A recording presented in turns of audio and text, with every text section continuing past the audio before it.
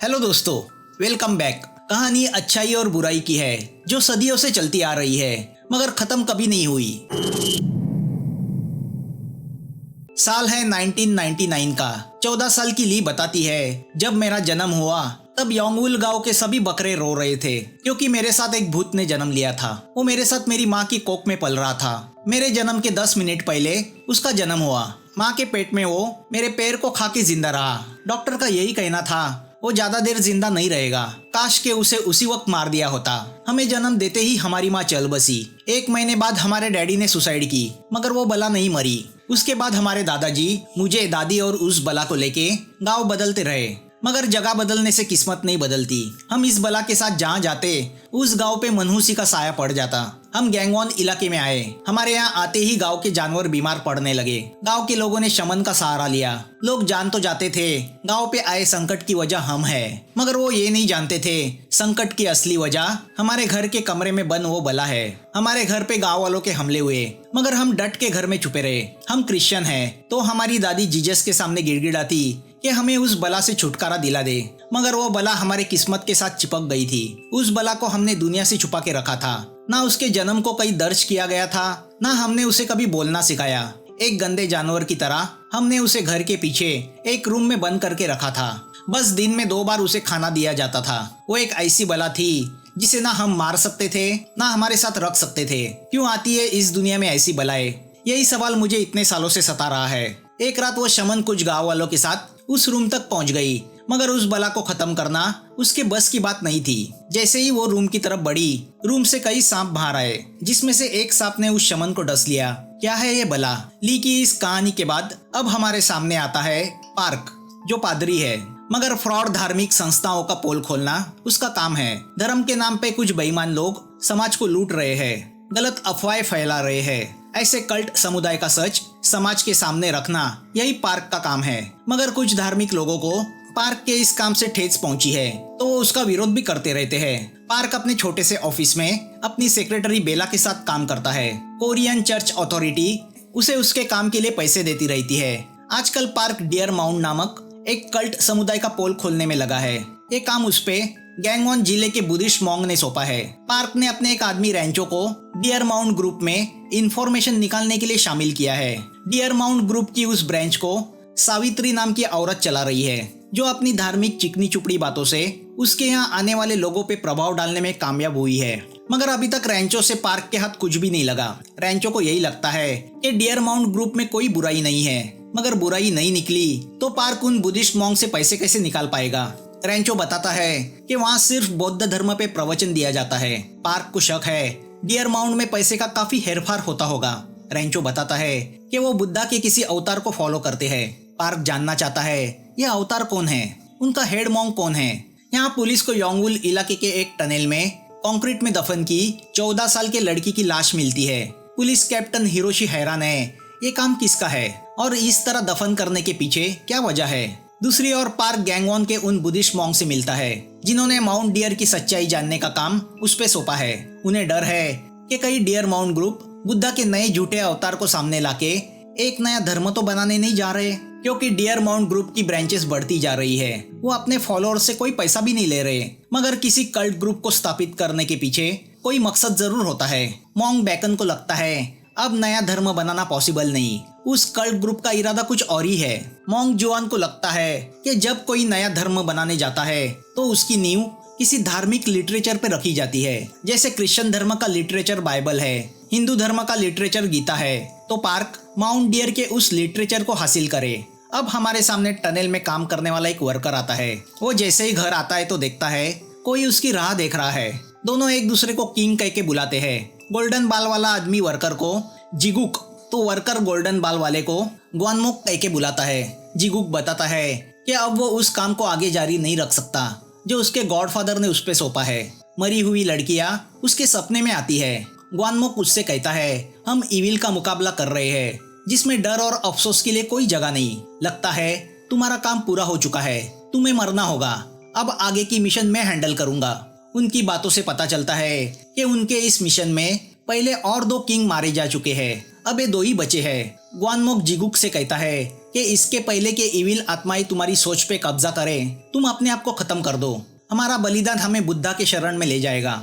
यहाँ पता चलता है उनका मिशन का कनेक्शन उस बंद रूम की बला से है। यहाँ ऑटोप्सी डॉक्टर टनल में मिली उस लड़की का जब पोस्टमार्टम करती है तो उसे उसके मुंह में रेड बीन्स और कुछ तलिस्मान यानी मंत्र लिखे कागज मिलते हैं, जो सुन के कैप्टन हिरोशी हैरान होता है, क्योंकि इस तरह की और भी कई केसेस उस इलाके में हुई थी। दूसरी ओर रैंचो चोरी छुपे डियर माउंट के ऑफिस की तलाशी लेता है। उसे उनके धार्मिक लिटरेचर की तलाश है।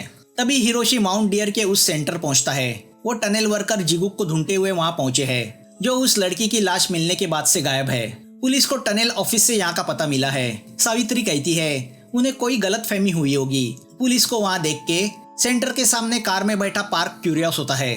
पुलिस की बातों से उसे जिगुक का नाम पता चलता है। जुआन पार्क से कहता है कि डियर माउंट के सेंटर्स बढ़ते जा रहे हैं, ये चिंताजनक है। वो बताता है कि माउंट डियर 4 हेवनली किंग को फॉलो करते हैं।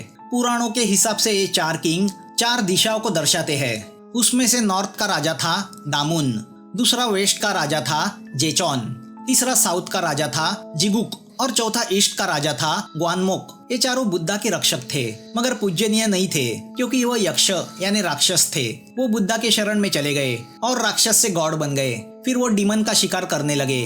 तो अब सच्चाई जानने के लिए पार्क रात को रैंचो के साथ डियर सेंटर के ऑफिस में घुस जाता है। तो उसे वहाँ एक हिडन डोर दिखाई देता है। अंदर एक रूम होता है। टेबल पे उन्हें एक बुक मिलती है। रूम की दीवारों पे चारों किंग के पेंटिंग्स बनाए हैं। यहाँ पुलिस जिगुक के घर तक पहुंच जाती है, मगर जिगुक बिल्डिंग की छत से कूद के सुसाइड करता है। जिगुक के मौत की खबर पार्क पड़ता है, तो अब वो अपने पहचान के एक पुलिस ऑफिसर से जिगुक की फाइल मांगता है। जिगुक का असली नाम चेउल है। पेपर से पता चलता है चेउल यानी जिगुक मर्डर के जुर्म में यांगजू सुधार गृह में था। दूसरी ओर सावित्री ग्वानमुक को एक फाइल लाके देती है, जिसमें यांगुल गांव में पैदा हुई ली की पूरी इंफॉर्मेशन है। तो अब ग्वानमुक यांगुल की तरफ निकल पड़ता है। वो ली पे नजर रखने लगता है और उसका पीछा करते हुए उसके घर तक पहुंच जाता है। रात को ली कटोरी में खाना भर के उस बला को देने उसकी रूम जाती है। हालांकि ये उसका रोज का काम है, मगर डर उसे घेरे हुए होता है, क्योंकि आज तक उसने उस बला को नहीं देखा। यहाँ पार्क ने डियर माउंट सेंटर से चुरा के लाए जिगुक के बुक को जुआन स्टडी करता है। वो बताता है कि इसमें पुराणों की एक कथा लिखी है, जिसमें डीमन और गॉड के बीच हुए युद्ध को बयान किया गया है, जो हर युग में चलता रहेगा। मगर ऐसी किसी कथा का जिक्र बुद्धा के किसी लिटरेचर में नहीं है। ये जरूर इन डियर माउंट लोगों ने रची है। इस कथा में एक ऐसी डीमन लड़की का जिक्र है जिसका हथियार स्नेक है। मैत्रेया नाम के बीस्ट को अपने रक्षकों के जरिए उस स्नेक डीमन का खात्मा करना होगा। डीमन को खत्म करते ही वो मैत्रेया बुद्ध का अगला अवतार बनेगा। पार्क कहता है यहाँ ये 4 रक्षक यानी वो 4 किंग है, मगर ये बीस्ट यानी मैत्रेया कौन है? यहाँ कुछ लड़कियों की आत्माएं अब ग्वानमोक को डराने लगती है। जुआन कहता है इस बुक को मास्टर किम नाम के आदमी ने लिखा है। अब ये मास्टर किम कौन है? सेक्रेटरी बेला कहती है इसका जवाब तो गूगल बाबा ही दे सकते हैं। गूगल पे सर्च करने पे उन्हें तिबेटन मॉन्ग नेचुनपा ने किम पे लिखा एक लेख दिखाई देता है, जिसने बौद्ध धर्म के नए सूत्रों को लिखा था। जुआन बताता है इस किम के बारे में मॉन्ग बैकन ज्यादा जानता है। तो अब बड़ी मुश्किल से पार्क और रैंचो बैकन के यहाँ पहुंच जाते हैं। बैकन बताता है कि किम अब गॉड बन चुका है। काफी लोग उसे फॉलो करते हैं। लोग उसे बुद्धा का अवतार मानते हैं। 1940 में जापान ने कोरिया से चोरी किए हुए बौद्ध खजाने को उसी ने वापस लाया था, जिससे उसने यहाँ डोंगबैक नाम का टेम्पल बनाया। मगर 1985 में उसने उस टेम्पल को अचानक तोड़ दिया और वो गायब हो गया। कई अज्ञात जगह जाके उसने बौद्ध के नए सूत्रों को लिखा। तुम्हारे पास जो बुक है वो वही सूत्र है। इतने सालों में कुछ ही लोग किम को देख पाए हैं, मगर उसे अवतार इसलिए माना जाता है क्योंकि उसका जन्म योंगउल में 1899 में हुआ, यानी आज की तारीख में उसकी उम्र 100 साल से भी ज्यादा है, यानी 116 साल। ये मास्टर किम यांगजू सुधार गृह का स्पॉन्सरर भी है, जहाँ जिगुक को रखा गया था। तो अब पार्क यांगजू सुधार गृह की तरफ निकल पड़ता है। पार्क और रैंचो दोनों को लगता है कि किम के जिंदा होने की अफवाह फैलाई गई है, क्योंकि 100 साल के ऊपर कोई जिंदा नहीं रहता। पार्क कहता है मैंने पादरी होकर कभी गॉड को नहीं देखा, इसलिए मैं इस किम से मिलना चाहता हूँ। दोनों सुधार गृह पहुँचते हैं। पार्क वहाँ के केयर टेकर से पूछता है कि आपने 20 साल पहले किम से काफी बड़ा डोनेशन लिया था, क्यों? केयर टेकर बताता है उसी पैसे से तो ये सुधार गृह बना है। उसने हमारे सुधार गृह के 4 लड़कों को एडॉप्ट किया। चारों गुनेगार थे। पार्क समझ जाता है जिगुक उसी में से एक है। अब वो बाकी 3 लड़कों के नाम केयरटेकर से लेता है। यहाँ पार्क समझ जाता है किम अपने आप को बिश समझता है और उन चारों लड़कों को रक्षक बना के उसने उन्हें गैंगवॉन में किसी डिमन को मारने भेजा है, जिसमें से अब तक 3 यानी दामुन, जेचॉन और जिगुक मर चुके हैं। सिर्फ ग्वानमोक बचा है। यहाँ गैंगवॉन के घर में ली अपने पैर पे हुए उस जख्म को देख रही है जो उस बला के खाने से हुई थी, जिसकी वजह से उसे जिंदगी भर लंगड़ा के चलना पड़ेगा। अब ग्वानमोक रेड बीन्स और तालिस्मान लेके चोरी छुपे उसके घर में एंट्री करता है। उसका टारगेट ली है, जिसका संकेत रूम में बंद उस बला को मिलता है। वो कुछ बड़बड़ाने लगती है, जिससे अचानक आसमान में उड़ती चिड़िया एक एक करके ली के रूम की विंडो से टकराने लगती है, जिससे डर के ग्वानमोक वहां से भागने जाता है कि उसे वो बंद रूम दिखाई देता है।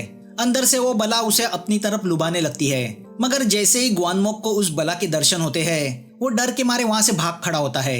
यहाँ पार्क को तहकीकात से पता चलता है कि उन चारों लड़कों में से दामुन गैंगवॉन के एक मैटरनिटी होम को जलाते वक्त मारा गया, तो जेचॉन ने कनाडा जाके गैंगवॉन की एक लड़की का मर्डर किया। उसने जेल में सुसाइड की, तो जिगुक को टनल वाली लड़की के मर्डर का सस्पेक्ट माना जाता था। ग्वानमोक का बचपन रेड लाइट एरिया में गुजरा। उसने अपनी माँ की मौत का बदला लेने के लिए अपने बाप का मर्डर किया था। यहाँ ग्वानमोक को फिर वो लड़कियों की आत्मा हॉन्ट करने लगती है। डर लगने पर वो हमेशा अपनी माँ को याद करता है जो उसे लोरी सुनाया करती थी। तभी उसे उस बला की आवाज सुनाई पड़ती है, मेरे घर से दूर रहो। ये सब क्या है ये जानने के लिए वो अपने गॉडफादर किम से मिलने का फैसला करता है। पार्क उसकी कार का पीछा करने लगता है। ग्वानमोक माउंट डियर पहुंचता है जहां किम रहता है। वहां उसकी मुलाकात किम के वफादार सेवक थॉमस से होती है। ग्वानमोक उससे कहता है कि वो ली के बारे में जानना चाहता है। थॉमस बताता है कि वो ली ही स्नेक डीमन है जिसने कभी बुद्धा को सीड्यूस करने की कोशिश की थी। यहाँ ली के पीरियड शुरू होते हैं। अब ग्वानमोक बेड पे अनकॉन्शियस हालत में पड़े किम से मिलता है। थॉमस बताता है जब स्नेक डीमन के पीरियड शुरू होंगे वो अपने जानवर की स्किन को त्याग देगी, तब पूरी दुनिया अंधकार में डूब जाएगी। उसके पहले उसे खत्म करना जरूरी है। तुम अब एकलौते रक्षक बचे हो और वो लड़की भी आखिरी है। किम ने ग्वानमोक का ब्रेन वॉश करके उससे कहा था कि उसका जन्म बुद्धा की रक्षा के लिए हुआ है। वो उन 4 किंग में से एक है जिन्होंने डीमन का खात्मा किया था। थॉमस ग्वानमोक से कहता है किम तुमसे बहुत प्यार करते हैं। यहाँ पार्क किम के घर के पीछे एक शेड में पहुंचता है। वहाँ रखे हाथी को देख के वो सरप्राइज होता है। आजकल हाथी कौन पालता है? तभी थॉमस वहाँ आता है। वो पार्क को वहाँ से जाने कहता है। पार्क जान चुका है कि ग्वानमोक ली के पीछे है। वो फिर से ग्वानमोक का पीछा करने लगता है, तो ग्वानमोक अपनी वैन से पार्क की कार को टक्कर मार के उसे घायल करता है। अब पार्क हिरोशी से मिलके उससे कहता है एक केस जितना लग रहा है उतना सीधा है नहीं, मगर हिरोशी उसकी उन धार्मिक बातों पे विश्वास नहीं करता। यहाँ ली घर छोड़ के भागने का फैसला कर चुकी है। जाते हुए वो अपना स्वेटर उस बला को देके जाती है। दूसरी ओर रैंचो माउंट डियर सेंटर में मिले उस बुक को पढ़ता है जिसमें लिखा होता है 81 स्नेक गॉड के खिलाफ युद्ध करेंगे जिनका खात्मा मैत्रेया को करना है। वो काम मैत्रेया अपने 4 किंग के जरिए करेगा। मोंग जुआन बताता है कि बुद्धिज्म में किसी इविल का कोई जिक्र ही नहीं है। बुद्धिज्म में इविल का मतलब है इंसान की बुरी मनोकामनाएं, उसके बुरे विचार, ना कि कोई डीमन या राक्षस। जुआन बताता है कि तिबेटन मोंग नेचुनपा उनके इवेंट में शामिल होने आ रहे हैं, तो वो उनके स्वागत के काम में बिजी रहेगा।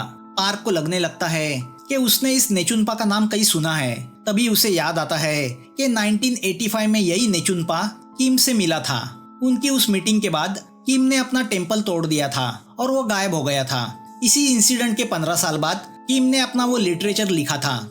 मतलब नेचुनपा किम को अच्छी तरह जानते हैं। यहाँ ग्वानमोक ली को किडनैप करता है, तो दूसरी ओर पार्क नेचुनपा से मिलता है और उससे किम के बारे में पूछता है। नेचुनपा बताता है कि मैं 1985 में किम से मिला। वो मैत्रेया नाम का यक्ष है जिसे बुद्धा के विचारों का प्रचार करने के लिए इस दुनिया में भेजा था। उसकी पहचान है उसकी 12 उंगलियां और वो अमर है, मगर वो अपनी राह से भटक गया। उसके अमरत्व को देख के जापान के लोग उसे गॉड मानने लगे और वो अपने आप को गॉड समझने लगा। उसने अपना खुद का टेम्पल बनाया। स्नेक उसका दुश्मन है जो उसे रोकने पृथ्वी पे आएगा। मैंने उसकी भविष्यवाणी की थी कि उसका ये दुश्मन 100 साल बाद उसी जगह जन्म लेगा जहाँ किम ने जन्म लिया है। जब उस दुश्मन को पहला पीरियड आएगा तब वो अपने स्किन का त्याग करके अपने असली रूप में आएगा और किम यानी मैत्रेया का खात्मा करेगा। या ग्वानमोक ली को जिंदा दफन करने जाता है। ली उससे कहती है कम से कम मुझे मारने के पीछे की वजह तो बताओ। ग्वानमोक बताता है तुम इविल आत्मा हो। इस मौत के बाद बुद्धा तुम्हें अगला जन्म अच्छे इंसान का देगा। ली उससे कहती है अगर तुम्हें इविल को मारना ही है तो मेरी जुड़वा बहन को भी मार दो। वो किसी इविल से कम नहीं और जो उस रूम में बंद है। यहाँ शहर में क्रिसमस ईव की धामधूम चल रही है। पार्क रैंचो को बताता है कि क्रिसमस खुशियों का दिन है क्योंकि जीसस का इस दिन जन्म हुआ, मगर इसके पीछे एक दर्दनाक कहानी भी है। जीसस की वजह से बेथलेम में कई बेबीज की मौत हुई। मैगी से अपने मौत की भविष्यवाणी सुन के हेरोड ने उस इलाके में उस दिन जन्मे सभी बेबीज को मार दिया। पार्क ये बता रहा होता है कि उसे कुछ याद आता है।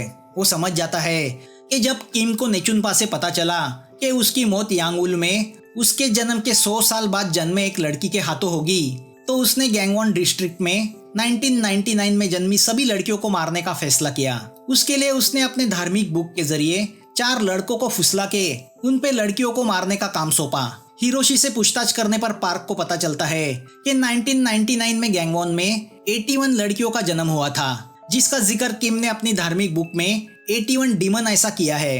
किम ने इन 81 लड़कियों को डीमन बता के दामुन, जेचॉन, जिगुक और ग्वानमोक के हाथों 80 लड़कियों की हत्या करवाई। अब सिर्फ एक ही बची है जिसका नाम ली है, और किम की बुक में जो नंबर्स है वो इन 81 लड़कियों के सोशल आइडेंटिटी नंबर है, जिससे उनके पूरे डिटेल्स इन चारों को मिलते रहे। पार्क रैंचो से कहता है कि इसलिए किम को अपनी धार्मिक बुक लिखने के लिए 1999 का इंतजार करना पड़ा। उन सभी लड़कियों के आईडी ढूंढने में उसे और 4-5 साल लगे होंगे। पिछले 10 सालों से इन लड़कियों की हत्याएं हो रही है। यहाँ उस रूम में वो बला जमीन खोद के एक लाइटर बाहर निकालती है। जब जब शैतान जन्म लेगा भगवान जरूर अवतार लेगा। यहाँ ग्वानमोक उस रूम को खोल देता है जिसके अंदर उस बला को रखा है, मगर अब अंदर कोई बला नहीं होती बल्कि एक अवतार होता है जिसका जन्म किम का विनाश करने के लिए हुआ है। वो अवतार ग्वानमोक को उसके माँ की लोरी सुना के उसे एहसास दिलाती है कि वो बुद्धा की मैसेंजर है। ग्वानमोक उसकी शरण में चला जाता है। वो उससे कहती है कि उस राक्षस की असली पहचान ये है कि उसके हाथ में 12 उंगलियां है। अब वो मैत्रेया नहीं स्नेक बन चुका है। उसे मारना तुम्हारा काम है। अब ग्वानमोक किम से जवाब मांगने माउंट डियर जाने लगता है, तो रास्ते में उसका सामना पार्क से होता है। पार्क उससे कहता है किम अपने स्वार्थ के लिए तुम्हें बेवकूफ बना रहा है, मगर ग्वानमोक के दिमाग में जुनून सवार है।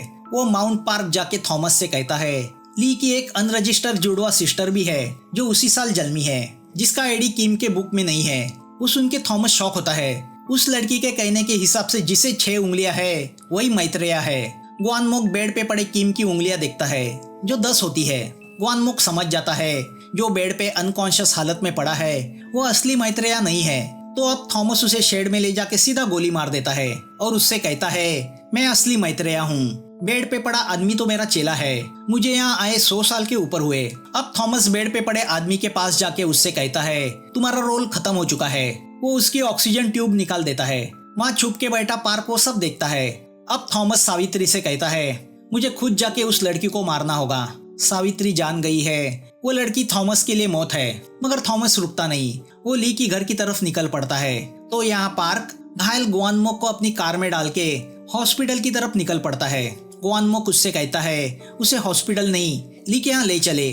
थॉमस को रोकना जरूरी है, मगर रास्ते में ही उनका सामना थॉमस से होता है। पार्क अपनी कार थॉमस की कार से टकरा के उसे बातों में बिजी करता है। उतनी देर में ग्वानमोक थॉमस की कार में छुप जाता है। कार में बैठा ग्वानमोक थॉमस से कहता है बुद्धा ने जिस काम के लिए तुम्हें भेजा था उस राह से तुम भटक के मैत्रेया से स्नेक बन गए हो, और मेरा जन्म स्नेक का खात्मा करने के लिए हुआ है। थॉमस कहता है मैं अमर हूँ, मैं गॉड हूँ, मेरी मौत तुम्हारे हाथों नहीं लिखी। तो अब ग्वानमोक थॉमस का गला दबाने की कोशिश करता है। थॉमस का कार से कंट्रोल चला जाता है। कार पलट जाती है। एक्सीडेंट में ग्वानमोक पूरी तरह घायल हो जाता है, मगर थॉमस यानी मैत्रेया को कुछ नहीं होता। तो अब ग्वानमोक उस लाइटर को निकालता है जो उसे उस अवतार ने दिया था। वो उस लाइटर से रोड पे पड़े पेट्रोल में आग लगाता है, जो आग थॉमस को पकड़ लेती है। थॉमस जल के राख हो जाता है। उसके हाथों में लगी 6 उंगलियां हमें दिखाई देती है। थॉमस के मरने से वहाँ वो लड़की भी प्राण त्याग देती है, क्योंकि उसके जन्म का मकसद पूरा हो चुका था। ली अपनी सिस्टर को गले लगाते हुए रोने लगती है। यहाँ मरता हुआ ग्वानमोक पार्क से कहता है मैंने स्नेक को मार दिया, मेरा मिशन पूरा हुआ, और वो मर जाता है। दोस्तों, एक्सप्लेनेशन अच्छा लगा हो तो लाइक करो, हाइप करो। सब्सक्राइब नहीं किया हो तो सब्सक्राइब करो। फिर मिलेंगे नए वीडियो के साथ। Thanks for watching.